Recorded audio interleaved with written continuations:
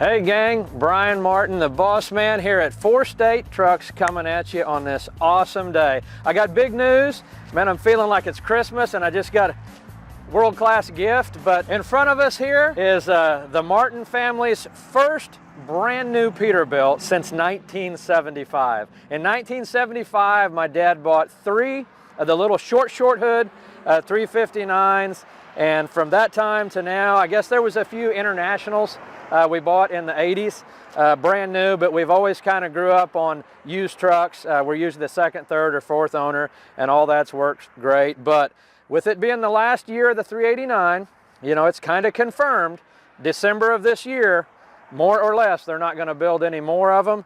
We felt like we had to get on the bandwagon and get one before they're all gone. So I'm kind of questioning myself. You know, we have no loads to haul.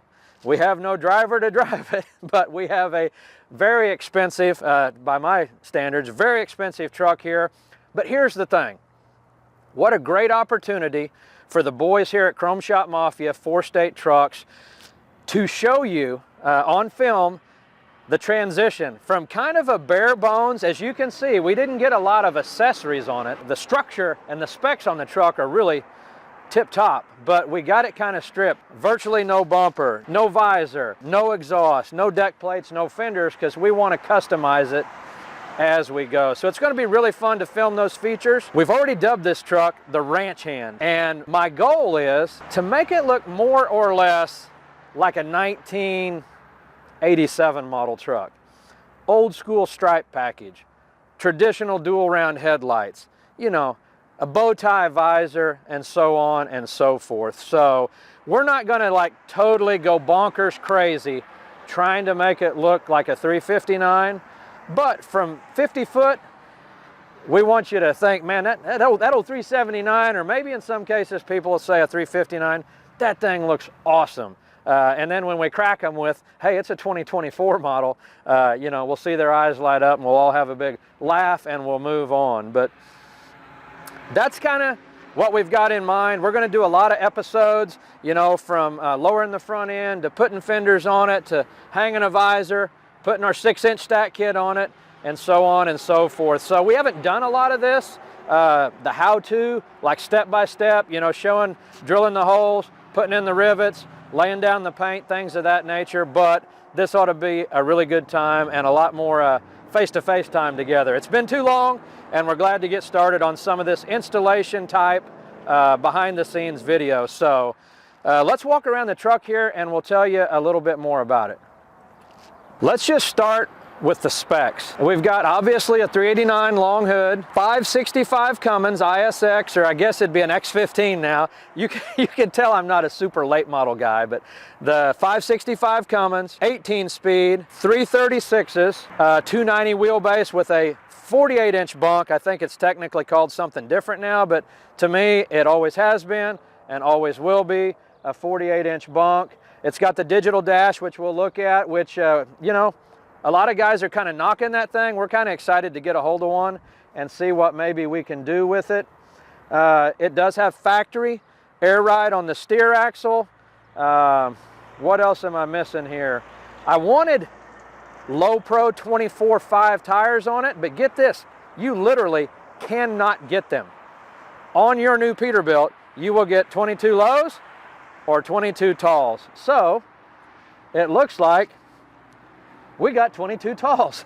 Those incidentally will be coming off, and we're gonna, you know, despite maybe the smarter decision, we're gonna go low pro 24/5 because I think that has the best look. I like the larger wheel with the low profile tire, and I think it's got a stellar finished product look to it. So we're gonna do our Hideaway def tank that we just launched at Louisville not so long ago. So that's gonna be a first for us. We haven't sold a lot of those yet. We have got several out there running, but this will give us a chance to install one on our own truck. As I said, the bumper, we was looking to save all the money we could on the initial investment. That thing will be coming off and going probably in the scrap. Headlights, I know these look pretty snazzy. Headlights will be coming off. Tires and wheels will be changed. Visor, horns, cab lights going back up on top. We will retro these out with some old diamond plate early 80s battery and toolbox. We did spec the truck with the DPF burner underneath so that we can have a traditional box not only on the driver's side but on the passenger side. We don't have to fight the skinny cab skirt and sleeper skirt on one side and then the wide one on the driver's side. So that worked out really well. We're going to do stainless cab and sleeper bars, probably with no exposed lights. We'll do a wide painted cowl, 6-inch exhaust, unless somebody talks me out of it. Miter tops will be here. Probably go with traditional elbows instead of the long ones, just to kind of take it back to that 80s vintage. I don't know about you, I'm leaning towards polished tanks versus painted tanks. Stainless rear fenders, probably go with a half. Might even go with a long quarter fender with the 3 straps, not sure there yet. Coming around here, we'll have to put some lights in the back of the bunk. I mean, those are kind of like a must-have for about any Peterbilt. We'll come up with a good idea for a deck plate. On the back, probably keep it pretty simple with a traditional one-piece Chrome Shop Mafia light bar with probably 3 lights on each side. Don't know if we'll do a center panel or not. We may just hang the light bar and call it good. So as you can see just from the list there's a lot of little quick install video features we can do, and we haven't even got to the inside of the truck yet. So that being said, let's walk up and take a look at the interior. All right, so here we are, brand new interior, which we're still familiarizing ourselves with. Not a lot of accessories out yet for this dash. Steering wheel, of course, it's got the buttons in it, so there's no aftermarket wheel yet, and probably won't be for a little while. But still, you know, a lot of stuff. We can do the shifter treatment. We can do the pedals. We can do seat adapter plates. I mean, come on, we gotta have a set of the new Vendetta seats in here, without a doubt. Gray interior on this truck. I kind of wanted the tan, but for whatever reason, our salesman said that was not an option at this late stage of the game. We can do a lot of stuff in the headliner, dome lights, a lot of cool stuff available, of course, as all you know, with the cab lights on it, park knobs, and a host of other small little trinket things. And who knows, maybe along the way, by doing this project and having the truck for months rather than days, maybe we can get some parts manufactured, implemented, manufactured, and designed for the dash, and then everybody can use them for years to come. But it's going to be a lot of fun. Like I said, a little different style than we've done up till now. We've done a lot of truck walkarounds and a lot of product features, but the install side of this is going to be really enjoyable, and I hope you guys and gals enjoy it as much as we do. So we'll keep you posted. Look for episode 1 coming up soon.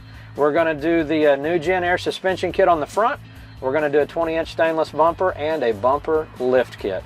Episode 1 here with the old 4 State Trucks Chrome Shop Mafia Ranch Hand Peterbilt.